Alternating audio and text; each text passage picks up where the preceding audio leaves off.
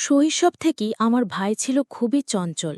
যখন তার বয়স ১৬-১৭ বছরে পৌঁছায়, তখন তার মন ধীরে ধীরে পাড়া মহল্লার মেয়েদের প্রতি আকর্ষিত হতে থাকে।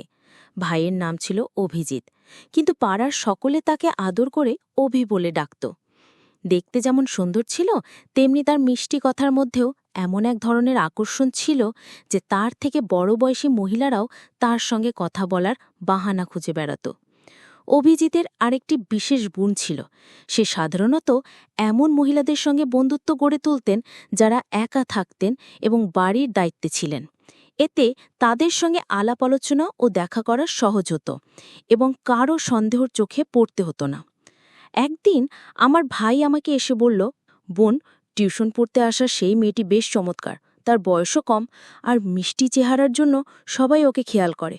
তবে তার পরিবারের কেউ তাকে খুব একটা খোঁজ খবর নেয় না, প্রায় টিউশন শেষে সে এখানে থেকে যায়, কিন্তু তার পরিবার কখনো জানতে চায় না সে কোথায় থাকে। তার কথা শুনে আমি কিছুটা অবাক হয়ে গেলাম। মনে হলো যেন তার মধ্যে একটু বেশি আগ্রহ তৈরি হয়েছে। তবুও চুপ করে রইলাম। কিছুক্ষণ পর সে বলল, তুমি যদি মেয়েটির সঙ্গে একবার পরিচয় করিয়ে দিতে, তাহলে কাছ থেকে একবার দেখার সুযোগ পেতাম। তখন আমি বললাম, কাল এসো, সে টিউশনে আসবে, তখন পরিচয় করিয়ে দেব। তার সঙ্গে পরিচয় করিয়ে দেওয়ার পর ভাই মেয়েটির সাথে অভিজিতের জীবন বেশ চাঞ্চল্য করছিল। তার অস্থির প্রকৃতির কারণে মহল্লার অনেক মহিলা ও মেয়েরা অসুবিধার সম্মুখীন হতো। সে শুধু পাড়ায় নয়, স্কুলেও অনেকের সঙ্গে বন্ধুত্ব করে তুলেছিল। মহল্লার মহিলাদের সঙ্গে মেলামেশা তার কাছে যেন এক প্রকার বিনোদনের বিষয় হয়ে দাঁড়িয়েছিল। এই কারণেই প্রায়ই আমাদের বাড়িতে তার ব্যাপারে অভিযোগ আসতে শুরু করেছিল। আমাদের আব্বা আম্মার অবস্থা তো আরও খারাপ। তারা ভাবতে ভাবতে কষ্ট পেতেন, আমরা কেমন সন্তানকে বড় করছি। আব্বা প্রায় মাথায় হাত দিয়ে আল্লাহর কাছে প্রার্থনা করতেন যেন অভিজিৎ সঠিক পথে আসে, কারণ এতে পরিবারের সুনাম জড়িত। আম্মা অভিজিতের আচরণে দুঃখে থাকতেন। আসল ঘটনা হলো, অভিজিৎ আমাদের পরিবারে বহু আকাঙ্ক্ষিত সদস্য হিসেবে জন্ম নেয়। দীর্ঘ প্রার্থনার পর পরিবারে তার আগমন ঘটে, আর সেজন্য সবাই তাকে ভালোবেসে অভিজিৎ নামে ডেকে বিশেষ স্নেহ করত। অভিজিৎ সবসময় নিজের মতো চলার সুযোগ পেত, আর তার ইচ্ছাকে সবাই গুরুত্ব দিত। এই ভালোবাসার পরিবেশে বড় হতে হতে তার মনে মহিলাদের প্রতি আকর্ষণ জন্মায়। বিশেষত তার চেয়ে বয়সে বড় মহিলাদের প্রতি তার বেশি আগ্রহ ছিল। অভিজিৎ প্রথমেই আচরণ প্রদর্শন করে যখন তার বয়স ছিল ১৪ বছর। প্রথমে সেটা নিছক কৌতূহল ছিল, তবে ক্রমে এই অনুভূতিগুলো আরও গভীর হতে থাকে। আজকের এই গল্পে আপনাদের জানাতে চলেছি আমার ভাই অভিজিতের একটি গল্প। আর দয়া করে ভিডিওটি ভালো লাগলে ভিডিওতে একটি লাইক করে দাও। সবার আগে জানাই, আমার নাম পূজা। আমার ভাই অভিজিৎ, যাকে সবাই আদর করে অভি বলে ডাকে, ছোটবেলা থেকেই কিছুটা অদ্ভুত স্বভাবের ছিল। যখন একটি বড় হলো, তখন সে প্রায় নিজের ঘরে দীর্ঘ সময় ধরে বন্দি থাকত। ঘণ্টার পর ঘণ্টা ফোনে ব্যস্ত থাকত, আর আম্মুটাকে খেতে ডাকলেও সে নিজের মতো করে সময় কাটাত। মাঝে মাঝে কেবল খাবার খেতে বাইরে বেরোত। অভিজিতের পড়াশোনায় মনোযোগ কখনোই ভালো ছিল না। তবে ছোটবেলায় ১৫ বছর পর্যন্ত ঠিকঠাক স্কুলে যেত, কিন্তু ১৬ বছর বয়সে পৌঁছানোর পর থেকেই তার মন পড়াশোনা থেকে সরে যেতে শুরু করে এবং আশেপাশের মহিলাদের প্রতি আকর্ষণ অনুভব করে। সেই থেকে তার মাথায় নারীদের নিয়ে ভাবনা গেঁথে বসে। তখন থেকে স্কুল বা কোচিংয়ের মেয়েদের বদলে সে পাড়ার মহিলাদের সঙ্গে সময় কাটাতে আগ্রহী হয়ে ওঠে। সবসময় মহিলাদের কাছে গিয়ে গল্প করত, হাসি ঠাট্টা করত, আর মহিলারাও তাকে অনেক পছন্দ করত। অভিজিৎ যখন পাড়ার মেয়েদের সঙ্গে মজা করত, তখন প্রায়ই সেই ব্যাপারে অভিযোগ আমাদের বাড়িতে আসত। এমন কাণ্ড শুনে কখনো কখনো আব্বু এতটাই রেগে যেতেন যে অভিজিতের ওপর হাত তুলতেন। কিন্তু এখন অভিজিতও বড় হয়ে গিয়েছে, সে পাল্টা উত্তর দিতে শুরু করেছে এবং আব্বুর সঙ্গে কথায় কথায় ঝগড়া লাগিয়ে বেরিয়ে যেত। কিছুদিনের জন্য কথা বলা বন্ধ রাখত। আম্মা আব্বু ভীষণ চিন্তিত হয়ে পড়তেন। তারা বারবার আল্লাহর কাছে প্রার্থনা করতেন, আমাদের এমন কেন হলো হে আল্লাহ, কি পাপ করেছিলাম আমরা। অভিজিৎ আমাদের পরিবারে অনেক দুয়ার পর জন্মেছিল, আম্মা আব্বুর দীর্ঘ অপেক্ষার পর। কিন্তু এখন সেই প্রার্থনার ফলেই যেন উল্টো দিক থেকে বোঝা হয়ে দাঁড়িয়েছে। পাড়ার লোকজনও তার জন্য বিরক্ত হতে শুরু করেছে। যখন আব্বুর মনে হলো যে বোঝানো কিংবা শাসন করে আর কিছু হবে না, তখন তিনি সিদ্ধান্ত নিলেন, অভিজিৎকে যদি কোনো কাজে ব্যস্ত রাখা যায় তবে তার মনোযোগ অন্যদিকে যাবে। আব্বু অনেক কষ্ট করে কিছু টাকা জোগাড় করে অভিজিতের জন্য একটি ছোট্ট হার্ডওয়্যারের দোকান খুলে দিলেন। তিনি অভিজিৎকে বুঝিয়ে বললেন, বেটা, আমার বয়স হচ্ছে, একদিন আমাকে বিশ্রাম নিতেই হবে। ঘরের খরচ চালানোর জন্য এই দোকানটি আমি তোমার নামে দিয়েছি। এখন থেকে তুমি এই দোকানের দায়িত্ব নিয়ে দেখাশোনা করবে। আব্বু অভিজিৎকে বললেন, মেহনত করবে তো? আমি তোমায় আরও সাহায্য করব, শুধু মাসে একবার আমাকে হিসেবটা দেখাবে। এই কথাগুলো শুনে আমি আমার ভাইয়ের প্রতিক্রিয়া লক্ষ্য করছিলাম। সে মনে মনে খুব খুশি হয়ে উঠেছিল। ভাবছিল বাড়িতে আম্মা আব্বুর নজরদারির মধ্যে থাকতে হতো, কিন্তু এখন দোকানে বসে নিশ্চিন্ত সময় কাটাতে পারবে। তার কাছে স্বাধীনতা পাওয়াটাই যেন সবচেয়ে আনন্দের বিষয় ছিল। এভাবে অভিজিৎ এখন দোকানে বসতে শুরু করলো। যখন দোকানে কম ক্রেতা আসতো, তখন সে ফোন বের করে নিজের মতো ব্যস্ত হয়ে পড়ত। ধীরে ধীরে দোকানটিও জমে উঠল, আর টাকা আসতে শুরু করলো তার হাতে। আর সেই টাকার স্বাদ পেয়ে যেন অভিজিতের মনে আরও কিছু করার ইচ্ছা জেগে উঠল। দোকানে কাজ করতে করতে অভিজিতের কিছুটা মজা পেত, কিন্তু বয়স বাড়ার সঙ্গে সঙ্গে তার উদ্দেশ্যগুলো আরও দৃঢ় হতে থাকে। অভিজিতের পাড়ার অনেক মহিলার সঙ্গে পরিচিত হয়ে গিয়েছিল। কোথা থেকে যেন তাদের ফোন নাম্বার পেয়ে যেত এবং তাদের সঙ্গে এমনভাবে কথা বলতো যে তারা সহজেই তার উপর বিশ্বাস করতে শুরু করত। তার সাথে যারা কথা বলতো তারা বেশিরভাগই মহিলারা বিধবা ছিলেন। ফোনে কথোপকথনের সময় সে এমনভাবে মিষ্টি কথা বলতো যে অনেকেই তার কথায় মুগ্ধ হয়ে যেত। অভিজিৎ খুব চতুরতার সঙ্গে তাদের মনের দুর্বলতার সুযোগ নিত। এমনকি কিছু মহিলাকে বিয়ের প্রতিশ্রুতি দিয়ে তাদের সঙ্গে সম্পর্ক তৈরি করত। কয়েকদিন তাদের সঙ্গে আনন্দের সময় কাটিয়ে যখন তার ইচ্ছে মিটে যেত, তখন সে কোনো খোঁজ না রেখেই সেই সম্পর্ক থেকে বেরিয়ে আসতো এবং নম্বরও মুছে ফেলত। তার জীবন এভাবেই চলতে থাকে, আর তার ফাঁদে পড়া মহিলার সংখ্যা বাড়তে থাকে। দিনের পর দিন এসব বাড়তে থাকে। অন্যদিকে আম্মাব্বু অভিজিতের এই আচরণে ভীষণভাবে কষ্টে ছিলেন। আম্মাব্বু আল্লাহর কাছে দোয়া করতেন যেন অভিজিৎ একদিন ঠিক পথে ফিরে আসে।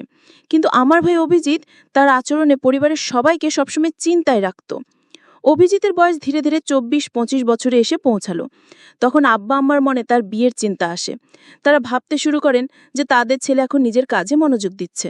প্রতিবেশীরাও একইভাবে মনে করতে লাগলেন যে অভিজিৎ এখন সঠিক পথে রয়েছে, কারণ বহুদিন ধরে তার নামে কোনো অভিযোগও আসেনি। আব্বা ভেবে খুশি ছিলেন যে তাদের দোকান সফল হয়েছে এবং তাদের ছেলে এখন কাজে ব্যস্ত, কিন্তু সত্যিটা ছিল ভিন্ন। অভিজিৎ বাইরে থেকে ঠিক থাকলেও আসলে আগের থেকে অনেক দূরে চলে গেছে। যদি আব্বা জানতেন যে তার ছেলে এখনো বহু মহিলার সঙ্গে যোগাযোগে রয়েছে, তবে হয়তো তিনি এই ধাক্কাটা সামলাতে পারতেন না। যখন আম্মা অভিজিতের জন্য মেয়ে দেখা শুরু করলেন এবং তাকে বললেন, বেটা, আমরা চাই তোমার বিয়ে হোক, আমাদেরও নাতি নাতনির মুখ দেখার ইচ্ছা, তখন অভিজিৎ হেসে বলল, আব্বা, আমার তো এখনো বয়সই হয়নি, আমার আরও সময় দরকার নিজের কাজে মনোযোগ দেওয়ার জন্য। আব্বা অভিজিৎকে বললেন, বেটা, বিয়ের পর তোমার কাজ থেমে যাবে না, বরং তুমি তোমার স্ত্রীকে সঙ্গে নিয়ে আরও ভালোভাবে ব্যবসা সামলাতে পারবে। আমাদের ইচ্ছাটাও পূরণ হতে দাও। অনেকটা না চাইতে অভিজিৎ আব্বা আম্মার কথায় বিয়েতে সম্মতি দিল। এরপর তারা একটি মেয়ে পছন্দ করলেন। সে মেয়েটা এতটা সুন্দর না হলেও বেশ গৃহস্থালী কাজ জানত এবং ঘর ভালোভাবে সামলাতে পারত। মেয়েটির এই গুণাবলী দেখে আব্বা আম্মা তাকে পছন্দ করেন এবং অভিজিতের সঙ্গে তার বিয়ে দেন। যখন অভিজিতের স্ত্রী নতুন কনে হয়ে আমাদের ঘরে এলো, তখন প্রথম রাতেই অভিজিৎ তাকে বলল, এই বিয়েতে আমার খুব একটা আগ্রহ ছিল না, আমি শুধু আমার আব্বা আম্মার খুশির জন্য এই বিয়ে করেছি। তাই তুমি এই বাড়িতে তাদের সেবা করবে, কিন্তু আমার ব্যাপারে কিছু বলবে না। আমি কি করি, কোথায় যাই, কি খাই, এসব নিয়ে কোনো প্রশ্ন করবে না। তার স্ত্রী কিছু না বলেই রাজি হয়ে গেলেন এবং সেভাবেই সংসার শুরু করলেন। অভিজিতের স্ত্রী তার কাজের মাধ্যমে শ্বশুর শাশুড়ির মন জয় করতে পারলেও অভিজিতের মন জয় করতে পারলেন না। তার পুরনো অভ্যাসগুলো বজায় ছিল এবং সে আগের মতোই বিভিন্ন মহিলাদের সঙ্গে সম্পর্ক রাখত। বয়স বাড়ার সঙ্গে সঙ্গে সে নতুন উপায়ে মহিলাদের আকর্ষণ করতে শুরু করে। বিশেষত তার চেয়ে বয়সে বড় মহিলাদের প্রতি তার বেশি আগ্রহ ছিল। অভিজিৎ প্রথম এই আচরণ প্রদর্শন করে যখন তার বয়স ছিল 14 বছর। প্রথমে সেটা নিছক কৌতূহল ছিল, তবে ক্রমে এই অনুভূতিগুলো আরও গভীর হতে থাকে। এইভাবে অভিজিতের জীবন চলতে থাকে। তবে সময়ের ব্যবধানে সে কিছুটা সময় তার স্ত্রীর জন্য রাখত। তাদের বিয়ের 3 বছর পর তাদের 2 সন্তান হয়। তখন অভিজিতের স্ত্রী তাকে বোঝানোর চেষ্টা করল, দেখো, আমাদের এখন 2 সন্তান রয়েছে, তোমার উচিত ওদের প্রতি মনোযোগ দেওয়া। তুমি এইভাবে রাতের পর রাত বাইরে থেকো না। আম্মা আব্বা বৃদ্ধ হয়ে গেছেন। এবং অভিজিতের স্ত্রী তাকে বোঝানোর চেষ্টা করলেন যে তুমি অনেক সময় বাইরে কাটাও, বাড়িতে সময় দাও, আব্বা আম্মার দেখাশোনা করো এবং আমাদের সন্তানের জন্য দায়িত্বশীল হও। কিন্তু অভিজিতের স্ত্রীর কথায় খুব একটা কান দেয়নি। নিজের মতোই জীবন উপভোগ করতে থাকে। বছর কেটে যেতে থাকে এবং অভিজিতের সন্তানরাও বড় হতে থাকে। এদিকে অভিজিতেরও বয়স 46-47 ছুঁই ছুঁই। এই জীবনের পর্যায়ে সে নতুন ধরনের চ্যালেঞ্জ আসতে শুরু করল। তবে কি অভিজিৎ তার পুরনো অভ্যাসগুলো থেকে কিছু শিখতে পারবে? এটাই এখন দেখার বিষয়। যখন তার বয়স প্রায় ৪৮-এ পৌঁছালো তখনও তার চালচলন এমন ছিল যে কেউ বুঝতে পারত না যে সে এই বয়সের মানুষ, বরং সে সবসময় এক তরুণের মতো পোশাকে পরিচ্ছদে নিজেকে গুছিয়ে রাখত। আর্থিক দিক থেকেও কোনো অভাব ছিল না তার জীবনে।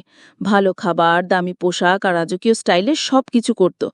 তার ব্যবসাও দিন দিন বাড়ছিল এবং সমাজেও তার নিজস্ব প্রভাব ছিল। এমনকি অনেক মহিলাও তার এই প্রভাবের দিকে আকৃষ্ট হয়ে তার কাছাকাছি আসত। একদিন হঠাৎই আমাদের পাড়ার এক ব্যক্তি প্রচণ্ড রাগ নিয়ে আমাদের বাড়িতে এলো এবং সে এসেই বলল, বোনজি দেখুন, আপনার ভাইয়ের ছেলে তো একেবারে সীমা ছাড়িয়ে গেছে, স্কুলের এক মেয়েকে বিরক্ত করছিল। এটা শুনেই আমি অবাক হয়ে গেলাম। ভাবতে লাগলাম, আমার ভাই অভিজিৎ যখন ছোট ছিল তখনও কিছু অপকর্ম করেছিল, আর এখন তার ছেলেরাও সেই পথেই হাঁটছে।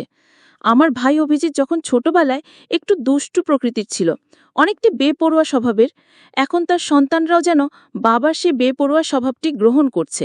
অভিজিৎ কিছুদিন আগে গ্রামে ফেরার পর আমি তাকে তার ছেলেদের এসব আচরণের কথা জানাই। এতে সে বেশ চিন্তিত হয়ে পড়ে এবং তাদের সঠিক পাচ্ছে। একসময় সে অতীতে ফিরে যায়। তার জীবনের একটি বিশেষ সময়ের কথা মনে পড়ে। তখন তার বন্ধুত্ব হয়েছিল একজন অভিজ্ঞ শিক্ষিকার সাথে, যিনি একাকী জীবন কাটাচ্ছিলেন, আর তিনি বিধবা ছিলেন। ধীরে ধীরে তাদের মধ্যে থাকা দূরত্বগুলো মুছে যেতে থাকে, আর সে শিক্ষিকা যেন তার জীবনের সবচেয়ে বড় অনুপ্রেরণা হয়ে ওঠেন। একদিন গল্প করতে করতে সেই শিক্ষিকা হঠাৎ জানতে চান, তোমার কি আগে কখনো এমন অনুভূতি হয়েছে কারো সঙ্গে? আমার আগে আমার ভাই তার পুরনো অভ্যাসে ফিরতে শুরু করল। একদিন সেই মহিলা তাকে বলল, তোমার তো পরিবার আছে, স্ত্রী, সন্তান আর অন্য কোনো সম্পর্ক তো নেই, তাই তো? আমার ভাই তখন মৃদু হাসি দিয়ে বলল, না না, আমি তো কোনো অন্যরকম সম্পর্ক রাখি না। এ কথা শুনে সেই মহিলা একটু চিন্তায় পড়ে বললেন, তাহলে অবিবাহিত কারো সাথে কখনো এমন কিছু করনি? ভাই তখন নিজের নিরীহ ভাব ধরে বলল, না, একদমই না। কিন্তু সেই মহিলা তার মিথ্যে বুঝে ফেললেন। এরপর কিছুক্ষণ চুপ থেকে বলেন, আমার কাছে এক মেয়ের টিউশনে আসে, দেখতে খুব সুন্দরী, তোমাকে ওর সাথে পরিচয় করিয়ে দেব? ভাই প্রথম প্রথম একটু অবাক হলেও মনে মনে খুশি হতে লাগল। সে ভাবল, কেন এই মহিলা এমন প্রস্তাব দিচ্ছেন? মনে মনে দ্বিধায় থাকলেও রাজি হয়ে গেল। মেয়েটির নাম শুনে তার চোখে এক অদ্ভুত আনন্দ ফুটে উঠল, কারণ কম বয়সী মেয়েদের দিকে তার একটু বেশি নজর থাকত। একদিন আমার ভাই আমাকে বলল, বোন, সেই মেয়েটি খুব সুন্দর, ছোট্ট বয়সের, মিষ্টি চেহারার, ওর পরিবারও ওকে তেমন একটা খেয়াল করে না। সে যখন টিউশনে আসে প্রায় রাতে থেকে যায়, অথচ ওর পরিবার থেকে কখনো জানতে চায় না সে কোথায় থাকে। ভাইয়ের কথাগুলো শুনে আমি একটু অবাক হলাম। মনে হলো সে যেন কিছুটা বেশি আগ্রহ দেখাচ্ছে। তবে কিছু বললাম না। কিছুক্ষণ পরে সে আমাকে বলল, একবার পরিচয় করিয়ে দাও তুমি এটার সঙ্গে, কাছে থেকে একটু দেখা উচিত। আমি তখন বললাম, কাল আসো, সে টিউশনে আসবে, তখন তোমার সঙ্গে পরিচয় করিয়ে দেব। পরের দিন দুপুরে অভিজিৎ এলেন। সেই মেয়েটি পড়াশোনায় ব্যস্ত ছিল, আর তার চেহারা দেখে অভিজিতের চোখে অদ্ভুত এক উজ্জ্বলতা ফুটে উঠল। তবে মেয়েটি তার দিকে না তাকিয়ে নিজের বইয়ের মাঝে ডুবেছিল। অভিজিৎ কয়েকবার তার সঙ্গে কথা বলার চেষ্টা করল, কিন্তু মেয়েটি কোনোরকম সাড়া দিল না, বরং নিজের পড়ায় মনোযোগী থাকল। একদিন আমি জরুরি কাজে বাইরে যাচ্ছিলাম। যাবার আগে ভাইকে ইঙ্গিত করে বললাম, আমি কিছুক্ষণের জন্য বাইরে যাচ্ছি, তুই নিজের দায়িত্ব নিজেই সামলাবি। বাইরে যাবার পর অভিজিৎ মেয়েটির দিকে এগিয়ে গেল এবং কথা বলার চেষ্টা করল। মেয়েটি প্রথমে একটু অবাক হলেও বিনয়ের সাথে কয়েকটা কথা বলল, কিন্তু এরপর মেয়েটি বুঝতে পেরে আর কথা বাড়াতে চাইল না। এই ঘটনার পর থেকে মেয়েটি আর পড়তে আসেনি। আমি ভাইকে এই বিষয়ে জানতে চাইলে সে শুধুমাত্র হেসে বিশ্বাসটা এড়িয়ে গেল। এতে পরিস্থিতি একটু জটিল হয়ে উঠল, আর আমি আশা করেছিলাম ভাই নিজের দায়িত্বের গুরুত্ব বুঝে সঠিক পথে চলবে। ভাই বলল, বোন, তুমি বুঝবে না, যারা একবার আমার সঙ্গে বন্ধুত্ব করে তারা প্রায়ই আবার দেখা করতে আসে। দেখো, কিছুদিনের মধ্যেই ও ফিরে আসবে। কিন্তু সেই প্রতীক্ষার দিন আর কখনো ফিরে এলো না। তখন ভাইয়ের মন একটু বেশি প্রায়শই মেয়েদের দিকে আকৃষ্ট হতো, বিশেষ করে যাদের জীবনে কিছুটা অভাব বোধ আছে, তাদের প্রতি তার আলাদা একটু সহানুভূতি ছিল। প্রথমে ভাই কিছুদিন অপেক্ষা করেছিল, ভেবেছিল মেয়েটি আবার আসবে, কিন্তু সময় যেন অন্য কিছু ঠিক করে রেখেছিল। একদিন রাস্তায় হাঁটতে গিয়ে হঠাৎ একটি চেনা কণ্ঠ শুনে সে থমকে দাঁড়ায়। অবাক হয়ে ফিরে দেখে সেই পরিচিত মুখ, যে কিনা তার জীবনের পুরনো স্মৃতির এক অংশ ছিল। এই যেন অতীতের কোনো স্মৃতির হঠাৎ উপস্থিতি। ভাইয়ের মনে কিছুটা অপরাধ বোধ জাগে, কারণ সে সেই মহিলার সঙ্গে কিছু সময় কাটিয়ে হঠাৎ চলে গিয়েছিল। মহিলা তখন তাকে থামিয়ে জিজ্ঞেস করলেন, তুমি কি জানো তোমার চলে যাওয়ার পর আমার জীবনে কি ঘটেছিল? ভাই প্রথমে কিছুটা অবাক হলেও মনোযোগ দিয়ে শুনতে শুরু করল। মহিলার চোখে কষ্টের ছাপ স্পষ্ট, আর মুখে জমে থাকা জীবনের দীর্ঘদিনের বেদনা ফুটে উঠছে। তিনি বলতে লাগলেন, তোমার চলে যাওয়ার পর আমার জীবন পুরোপুরি বদলে গিয়েছিল। মহিলা বলতে লাগল, আমি যখন অন্তঃসত্ত্বা হয়ে পড়লাম তখন আমার নিজের পরিবারের সদস্যরা আমাকে ভুল বুঝে বাড়ি থেকে বের করে দিল। অনেক জায়গায় ঘুরে একসময় এক ছোট্ট ভাড়া করা ঘরে আশ্রয় নিলাম। সেখানে মানুষের বাড়িতে কাজ করে কোনোভাবে নিজের দিন চালাতে লাগলাম। তোমার সঙ্গে দেখা হওয়ার পরে এতদিন পর শুধু একটা কথাই জানাতে এসেছি, আমার সন্তান তোমারই রক্তের অংশ।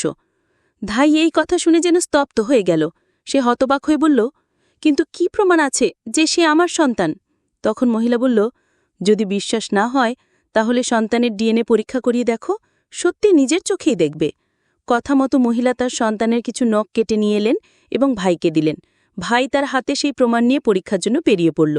কয়েকদিন পর পরীক্ষার রিপোর্ট এলো এবং দেখা গেল মহিলার কথাই সত্যি। রিপোর্টে স্পষ্ট ছিল যে সেই সন্তান ভাইয়েরই। এই সত্যটা জানার পর ভাই নিজের ভুল বুঝতে পারল, কিন্তু তখন আর কিছু করার সময় ছিল না। এর পরের কয়েক মাস ভাই বারবার মহিলার কাছে গিয়ে প্রার্থনা করল যেন তাকে একবার সন্তানের সাথে দেখা করতে দেয়া হয়। প্রথমে মহিলা রাজি হননি, কিন্তু প্রায় 1.5 মাস পর তিনি ভাইকে তার বাড়িতে ডেকে নেন। সন্তানের ঘরের দিকে ইশারা করে বললেন, যাও, তোমার সন্তানকে দেখো। ভাই শিশুটিকে কোলে নিতে চাইলে মহিলা তাকে সন্তানের কাছে নিয়ে গেলেন। তার চোখে কষ্টের ছাপ ছিল। তিনি বললেন, আমি এতদিন একাই এই শিশুটিকে বড় করেছি।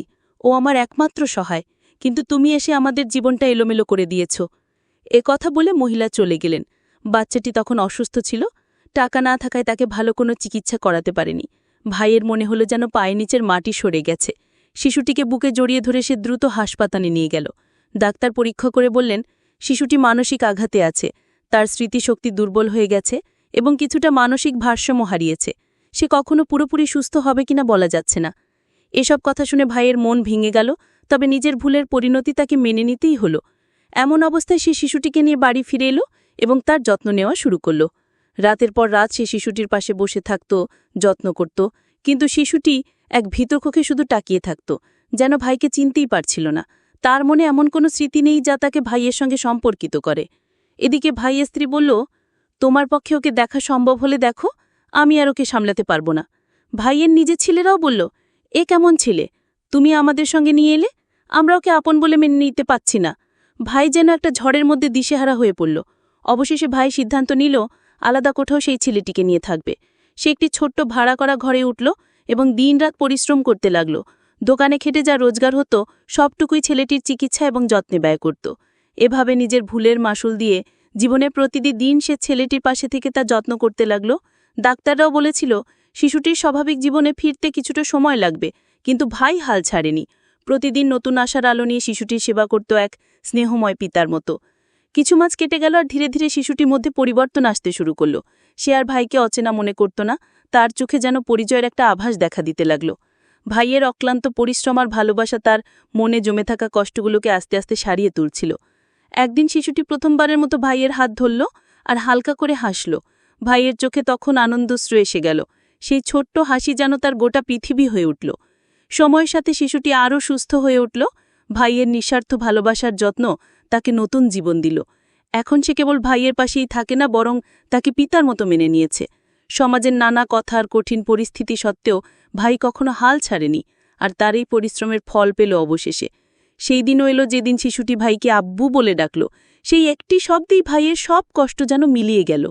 গল্পে দেখা যায় যে আবেগ আর আকর্ষণ নিয়ন্ত্রণ না করলে জীবন জটিল হয়ে যেতে পারে। অভিজিৎ তার দায়িত্বজ্ঞানহীন আচরণের জন্য বড় মূল্য চুকাতে হয়েছে। নিজের ভুল বুঝে নেওয়া এবং তার পরিণতি মেনে নেওয়া, এটি একটি কঠিন কিন্তু প্রয়োজনীয় শিক্ষা। অভিজিৎ শেষ পর্যন্ত নিজের ভুলগুলো স্বীকার করে ছেলের প্রতি দায়িত্ব পালন করে, যা তার নিজের উন্নতির পথ উন্মোচন করেছে। গল্পের শেষে যখন অভিজিৎ তার সন্তানের প্রতি নিঃস্বার্থভাবে ভালোবাসা প্রদর্শন করে, তখন সেই ভালোবাসাই তাকে তার সন্তানের মন ও বিশ্বাস ফিরে পেতে সাহায্য করে। এটি প্রমাণ করে যে ভালোবাসা এবং যত্ন প্রায়শই কঠিনতম পরিস্থিতিতেও পরিবর্তন আনতে পারে। অভিজিৎ তার ভুল বোঝে এবং একাকী কষ্ট ভোগ করলেও তার পরিবার, বিশেষত ভাইয়ের মতো কেউ পাশে থাকলে জীবন আরও সহজ হতো। পরিবারের ভালোবাসা সমর্থনের গুরুত্বকে এই গল্পটি খুব সুন্দরভাবে তুলে ধরে। অভিজিতের জীবনের চঞ্চল স্বভাব আর নিয়ন্ত্রণহীন আকর্ষণ তার জীবনে বিপর্যয় ডেকে আনে। গল্পের শুরুতে দেখা যায় তার অস্থির স্বভাবের কারণে সে প্রায়শই ভুল সিদ্ধান্ত নিয়ে বসে, যার মধ্যে তার পরিবারের প্রতি দায়িত্বের ঘাটতি স্পষ্ট। অন্যদের জীবনে ঢুকে পড়া এবং নিজের আকর্ষণকে সঠিকভাবে নিয়ন্ত্রণ না করার জন্য শেষ পর্যন্ত তার নিজের জীবনই ধ্বংসের মুখে পড়ে। এটি শেখায় যে আমাদের আবেগ এবং দায়িত্বের মধ্যে ভারসাম্য বজায় রাখা কতটা জরুরি, কারণ অসচেতনভাবে নেওয়া সিদ্ধান্ত আমাদের এবং অন্যদের জীবনকেও ক্ষতিগ্রস্ত করতে পারে। বন্ধুরা, যদি এই গল্পটি ভালো লেগে থাকে তাহলে দয়া করে ভিডিওটি লাইক করুন এবং আমাদের চ্যানেলটি সাবস্ক্রাইব করুন। পাশে থাকা বেল আইকনটি প্রেস করুন যাতে করে আমরা যখনই নতুন ভিডিও আপলোড করি তার নোটিফিকেশন সবার আগে আপনার কাছে পৌঁছে যায়। ধন্যবাদ। দেখা হবে আমাদের পরবর্তী ভিডিওতে।